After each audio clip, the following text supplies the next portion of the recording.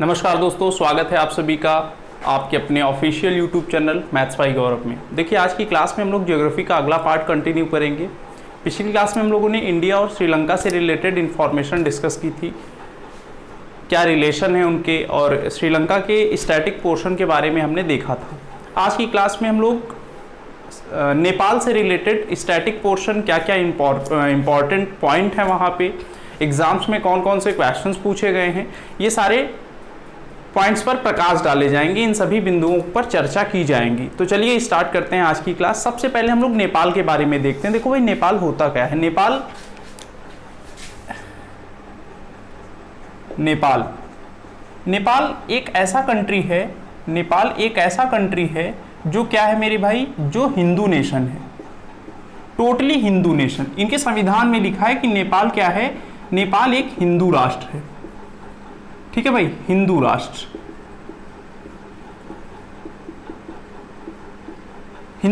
है। नेपाल में हुआ क्या, नेपाल को बात को समझना।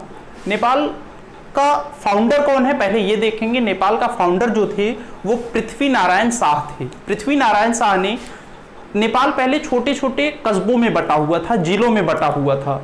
तो पृथ्वी नारायण शाह ने क्या किया, 25 सितंबर 1868 ईस्वी में उसको यूनाइटेड किया, संयुक्त किया, जिससे एक राष्ट्र उभर कर आया जिसे हम कहते हैं नेपाल। और नेपाल एक ऐसा कंट्री है, विश्व का एकमात्र ऐसा देश है जो हिंदू राष्ट्र है। ठीक है भाई, हिंदू नेशन है। अब नेपाल की अगर हम बात करें, नेपाल फाउंडर कौन है, सबसे पहले देखो स्लाइड में दिख रहा है, कुछ स्लाइड हम लोग डिस्कस करेंगे। ये मैंने स्लाइड बनाई है और ये जो क्वेश्चंस है मेरे भाई, ये CGL 2018 के क्वेश्चंस हैं। CGL 2018 में लगभग 50 क्वेश्चंस आए हैं जो पड़ोसी देश से रिलेटेड थे। पिछली क्लास में हम लोग श्रीलंका से रिलेटेड डिस्कस किया था, आज की क्लास में हम लोग नेपाल से रिलेटेड डिस्कस करेंगे।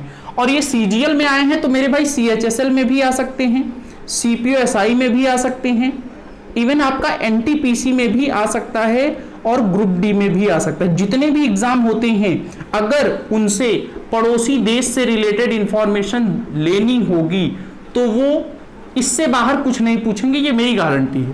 क्योंकि मैं जितने भी फैक्ट लेके आया हूं, पॉसिबल जितनी भी जानकारी होनी चाहिए थी, सब कुछ मैं कलेक्ट कर लिया हूं। तो लास्ट तक देखिए, आपको सारी जानकारी मिलेगी। स्टार्ट करते हैं। देखो, एक इसको मैं मिटा दे रहा हूं, फिर स्लाइड ले आते हैं। ठीक है भाई, स्लाइड।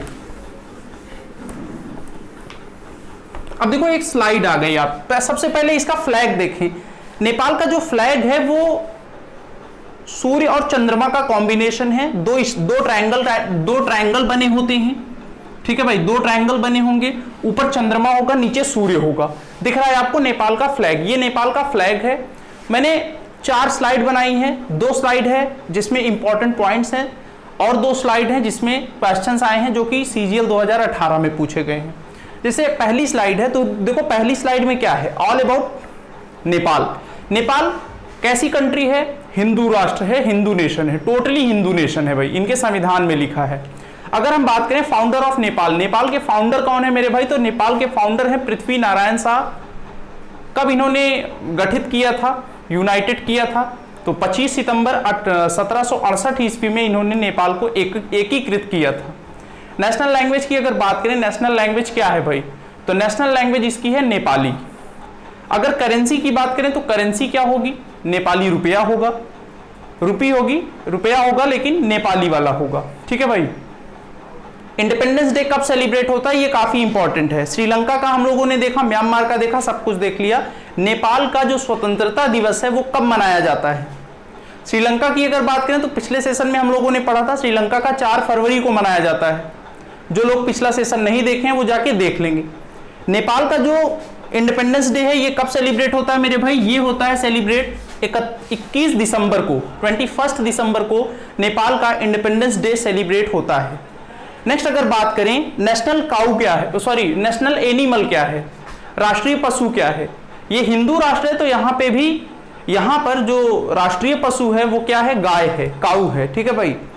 नेशनल बर्ड की अगर बात करें तो हिमालयन मोनल है, इसका साइंटिफिक नेम भी हमने दिया है ब्रैकेट में। नेशनल फ्लावर क्या है, नेशनल ट्री क्या है। अब नेशनल फ्लावर और नेशनल ट्री दोनों सेम है, क्योंकि जिस पेड़ पर ये फूल है वही पेड़ ही राष्ट्रीय पुष्प है और राष्ट्रीय वृक्ष है। ठीक है भाई। फेमस फेस्टिवल क्या क्या है? प्राइम मिनिस्टर यहाँ के कौन है? केपी शर्मा ओली, बहुत सुर्खियों में है इस टाइम, क्योंकि इन्होंने स्टेटमेंट दिया था कि राम भगवान हमारे यहाँ पैदा हुए थे। इसके लिए इन्होंने राम भगवान का मंदिर भी बनाना शुरू कर दिया।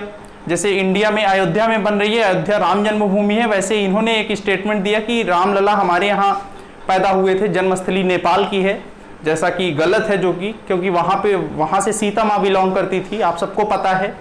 तो ये सुर्खियों में रहे हैं। प्रेसिडेंट की अगर बात करें तो विद्या देवी भंडारी जी हैं प्रेसिडेंट। नेक्स्ट आगे बढ़ते हैं अगली स्लाइड पे। अगली स्लाइड देखो क्या है भाई। अगली स्लाइड में मैंने यहाँ पे चर्चा किया है नेम ऑफ पार्लियामेंट, इनके संसद का क्या नाम है? तो उसको हम कहते हैं the national assembly. The national assembly is the name of national parliament of Nepal.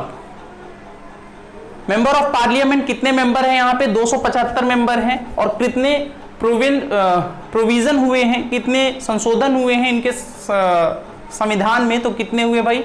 7 हुए हैं। नेशनल स्पोर्ट क्या है? तो देख लो, सब कुछ मैंने यहाँ पे लिखा है। कॉन्स्टिट्यूशन ऑफ नेपाल कब बना था? इनका जो संविधान है वो कब बना भाई? 20 दिसंबर 2015 को बना था, क्योंकि इसके पहले इनके यहाँ राजशाही व्यवस्था थी। इसके पहले इनके यहाँ राजशाही व्यवस्था थी, बाद में इनका संविधान बना और बाद में इनके यहाँ इलेक्शंस होने लगे प्राइम मिनिस्टर प्रेसिडेंट के। पहले ये लोकतांत्रिक देश नहीं था, पहले राजतांत्रिक देश था, अब जाके लोकतांत्रिक देश बना है, डेमोक्रेसी आई है। कब? 20 सितंबर 2015 को, मतलब 4 साल पहले ये इनका संविधान बना। और संविधान में कितने पार्ट हैं? 35 पार्ट हैं। कितने आर्टिकल हैं? 308 आर्टिकल हैं। और कितने शेड्यूल हैं? 9 शेड्यूल हैं। ये नेपाल की बात कर रहे हैं भाई। Next, highest peak in Nepal, सबसे ऊंची चोटी क्या है भाई? सबसे ऊंची चोटी है mount Everest. Mount Everest is the highest peak of Nepal. River क्या है? सबसे बड़ी रिवर नेपालीज कोसी, कोसी नदी है, नेपाल में नेपालीज कोसी के नाम से जाना जाता है। सबसे लॉन्गेस्ट क्या है? सब कुछ लिखा है भाई।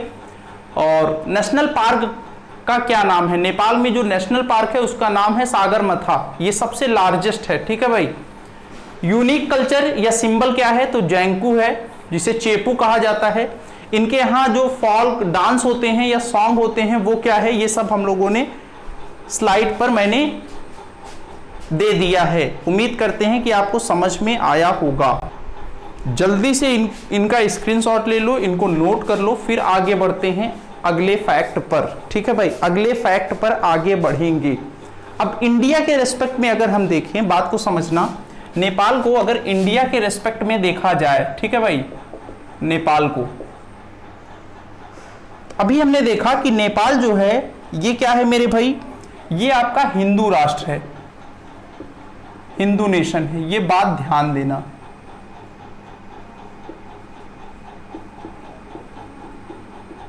हिंदू राष्ट्र है। ठीक है भाई। और नेपाल की अगर बात करें तो नेपाल जो है वो लैंड लॉक कंट्री है। क्या है भाई? Land lock country. Land lock country का मतलब स्थल रुद्ध देश। इसका मतलब इसके चारों ओर क्या है? लैंड है, मतलब भूमि है। अगर यहां पे मान लो नेपाल का नक्शा ऐसे ही तो होगा ना भाई, इस टाइप में ना, ये आपका सिक्किम हो जाता है, ये आपका नेपाल था। बात को समझना। ये आपका उत्तराखंड है, ये आपका यूपी यहां तक है, यहां पे बिहार है, और यहीं से सटा हुआ है क्या? वेस्ट बंगाल। और ऊपर के साइड ये आपका चाइना है, चाइना। यहाँ पे भूटान है, यहाँ सॉरी भूटान यहाँ है। ठीक है भाई, भूटान। तो इस टाइप में ये नेपाल का नक्शा है, मतलब इस साइड भी, इस साइड इंडिया, इस साइड चाइना, यहाँ भी चाइना, यहाँ पे सिक्किम। इसके चारों ओर जो भी क्षेत्र हैं वो भूमि है, स्थल है, इसीलिए हम लोग इसको क्या कहेंगे? स्थल रुद्ध देश या फिर land lock country. Land lock country कहा जाता है। ये कैसा नेशन है? ये हिंदू नेशन है भाई। बात समझ में आ रही होगी। इसी टाइप में इंडिया का मैप बना है ना, आपको पता होगा ये ईस्टर्न स्टेट है। इसको मिटा दे रहा हूं। अब आते हैं कि इसकी कितने स्टेट टच होते हैं इंडिया के नेपाल से, कितने स्टेट टच होते हैं इंडिया के नेपाल से? तो भाई सबसे पहला स्टेट क्या होगा? उत्तराखंड होगा, दूसरा क्या होगा? यूपी होगा, तीसरा क्या होगा मेरे भाई? बिहार होगा, और चौथा क्या होगा भाई? चौथा स्टेट वेस्ट बंगाल, पांचवा आपका सिक्किम। ये आपका क्या है? स्टेट टच होते हैं, इतने स्टेट टच होते हैं। अगर हम बाउंड्री लेंथ की बात करें, बाउंड्री लेंथ की अगर बात करें मेरे भाई, बाउंड्री लेंथ, बाउंड्री लाइन, कितनी बाउंड्री, सीमा रेखा कितना शेयर होता है? तो ये होता है 1751 किलोमीटर। 1751 किलोमीटर सीमा साझा की जाती है किसके साथ? नेपाल के साथ। बाउंड्री लाइन 1751 टच होता है। नेक्स्ट आगे बढ़ते हैं, डिस्प्यूट क्या क्या है भाई? डिस्प्यूट क्या है सब समझना, ठीक है ना? डिस्प्यूट, केवल एक ही डिस्प्यूट है इनके साथ, क्या है भाई? उसका नाम है काला पानी विवाद। बात को समझना ये क्या है और क्वेश्चन कैसे आता है। काला पानी डिस्प्यूट, ठीक है भाई, काला पानी डिस्प्यूट, हिंदी में कहेंगे काला पानी विवाद। ये क्या है भाई? काला पानी जो विवाद है ये वाटर से लेकर है, वाटर से रिलेटेड है, और किसके किसके बीच है मेरे भाई? इंडिया एंड नेपाल के बीच। सबसे पहले इंपॉर्टेंट क्वेश्चन एक आता है कि एक क्वेश्चन एसएससी में भी आया है और यूपीपीसीएस में भी आया कि निम्नलिखित में से किसे काली नदी कहा जाता है? आपको 4 नदियों के नाम दे देगा, कहेगा कि किस नदी को काली नदी कहा जाता है। क्या भाई? काली नदी। तो इंडिया में उस नदी का नाम है, उस नदी का नाम है शारदा नदी। मतलब जो शारदा नदी है मेरे भाई, उसको नेपाल में क्या कहा जाता है? काली नदी। इसका मतलब ये है इंडिया और नेपाल के बीच में जो शारदा रिवर है ये डिस्प्यूट का कारण है। और दो देशों के बीच नदी डिस्प्यूट में कब आती है ये मैं आपको बता चुका हूं, यूटिलाइजेशन ऑफ वाटर के बेसिस पे। मतलब ये दोनों देश चाहते होंगे कि कौन ज्यादा वाटर यूज कर ले। जो शारदा नदी है उसका ओरिजिन नेपाल में है, काली नदी कहा जाता है इसको नेपाल में। और काला पानी विवाद, क्वेश्चन ऐसे आएगा कि काला पानी विवाद निम्नलिखित में से किन देशों के बीच का है? और आंसर होगा इंडिया और नेपाल के बीच। ठीक है भाई, काली नदी किसे कहा जाता है? काली नदी कहा जाता है शारदा नदी को। कौन कौन से स्टेट टच होते हैं? उत्तराखंड, उत्तर प्रदेश, बिहार, पश्चिम बंगाल, सिक्किम, ये स्टेट टच होते हैं नेपाल के साथ। कितनी सीमा रेखा बनती है? 1751 किलोमीटर। नेपाल का, अब देखो नेपाल के साथ इंडिया के रिलेशन कैसे हैं मेरे भाई? रिलेशन की अगर बात किया जाए, बात को समझना, इंडिया के साथ रिलेशन कैसा है? रिलेशन टू इंडिया, इंडिया के साथ इसके रिलेशन कैसे हैं? रिलेशन की अगर बात करें भाई, देखना relation between India and Nepal. ठीक है भाई, इंडिया और नेपाल के बीच रिलेशन कैसे? Relation between India and Nepal. तो इंडिया और नेपाल के बीच कैसा रिलेशन है मेरे भाई? ओपन रिलेशन है। ओपन रिलेशन का मतलब क्या होगा? ओपन रिलेशन का मतलब है यहां पे जाने के लिए वीजा नहीं लगता, वीजा नहीं लगता, वीजा नहीं लगता। इसका मतलब no need to password,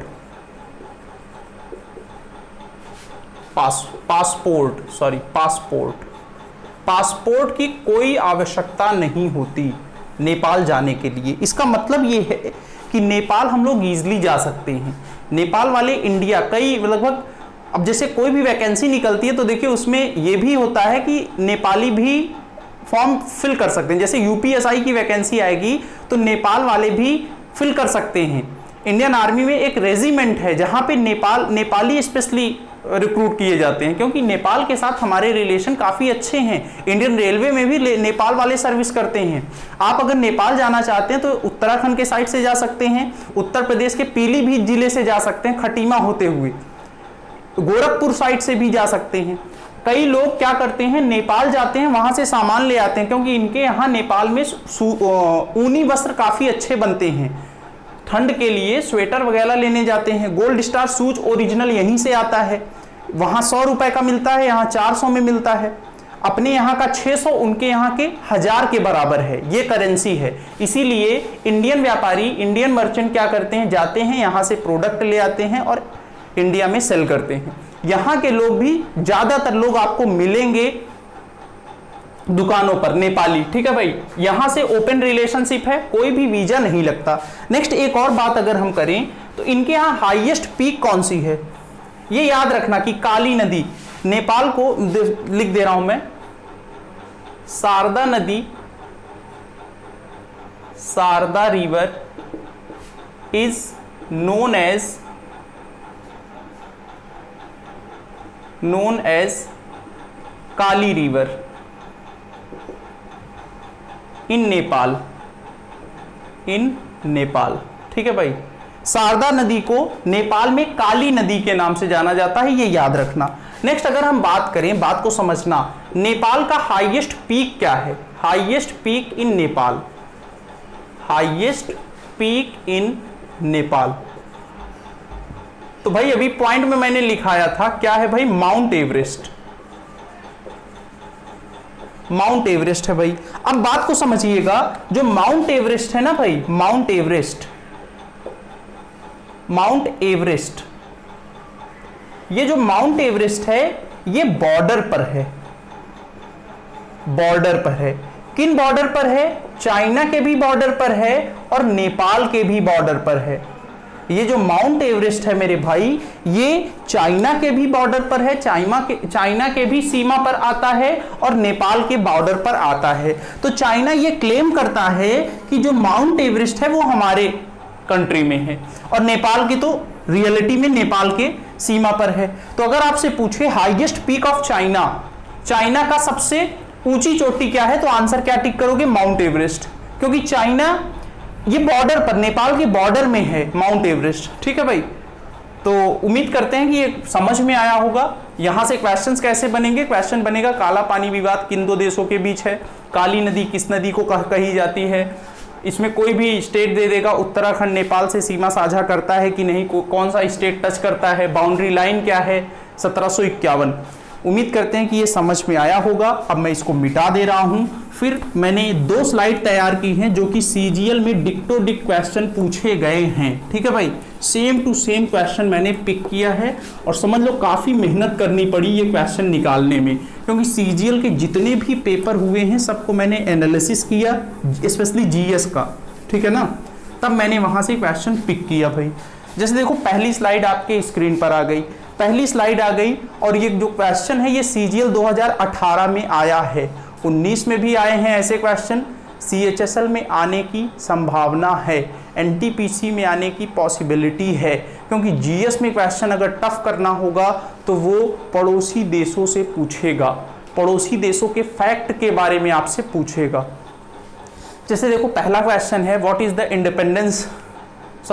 when is independence day celebrated in Nepal, Nepal में स्वतंत्रता दिवस कब मनाया जाता है। इसका आंसर आपको पता है 21 दिसंबर को मनाया जाता है। Which is the national animal of Nepal, Nepal का राष्ट्रीय पशु कौन सा है, तो राष्ट्रीय जानवर कौन सा है, तो मेरे भाई हिंदू राष्ट्र है तो आपको याद रखना है हिंदुओं के लिए सबसे पवित्र जानवर कौन सी है, गाय है, काऊ है, गाय हमारी माता है, इसीलिए इनके यहाँ राष्ट्रीय पशु गाय है। Which is the national flower of Nepal, Nepal का राष्ट्रीय पुष्प कौन सा है, तो भाई ये लिखा है, आप पढ़ लेना, सब कुछ लिखा है। जैसे what is the famous festival of Nepal, Nepal का फेमस फेस्टिवल कौन है, who is the prime minister of Nepal, Nepal के प्राइम मिनिस्टर सबको पता होगा क्योंकि आए दिन उनके नाम न्यूज़पेपर में आते रहते हैं, उन्होंने ऐसा स्टेटमेंट दिया है, केपी शर्मा ओली। नेक्स्ट छठा क्वेश्चन, पार्लियामेंट का क्या नाम है, how many members are there in the parliament of Nepal, Nepal के संसद में कितने सदस्य हैं, तो क्या होगा 275 सदस्य हैं। नेपाल की लैंग्वेज क्या है, नेपाल में कितने प्रोविजन हुए हैं, और करेंसी क्या है, कैपिटल क्या है, मेरे भाई कैपिटल क्या है सबको पता है, काठमांडू है। उम्मीद करते हैं कि ये सेशन आपको अच्छा लगा होगा। अगर आपके लिए यूज़फुल है तो इसको शेयर करिए ताकि और बच्चों तक पहुँचे, मेरा एफर्ट काम करे आपके लिए, आपका एग्ज़ाम निकले। नेक्स्ट क्लास में फिर से मुलाकात करेंगे। Thank you class, bye bye.